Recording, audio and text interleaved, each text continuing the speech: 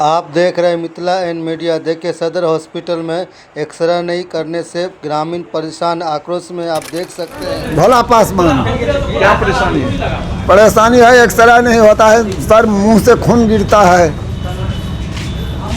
हाँ, 3 दिन भी नहीं एक्सरे हुआ, आज हो रहा है एक्सरे सर। एक्सरे नहीं हो रहा है? नहीं सर, मनमाना। अभी जो है 1 बजने वाला है, अभी 1 बजने वाला है, अभी तक जो खुला नहीं है। तेल नहीं है, तो बिजली नहीं है। बोल रहे हैं? हाँ जी। कौन बोल रहे हैं बिजली नहीं है?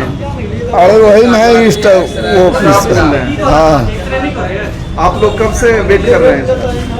हम तो 10 बजे से है सर, 10 बजे से है। 10 बजे से। मगर बार-बार जो है जो बहाना बना रहे हैं। बड़ा हल्ला बना रहा है कि यहाँ पब्लिक मर रहा था, बहुत भीड़ था। शुक्रवार सही वही बतलाया, शनिवार के क्या दिक्कत है आपको? हमारा शरीर से सर मुंह से खून गिर रहा है। ब्लड गिर रहा है। हाँ, कहाँ से आए हैं आप? बेठौनी से, पोखरौनी। बेठौनी भिगना बेठौनी।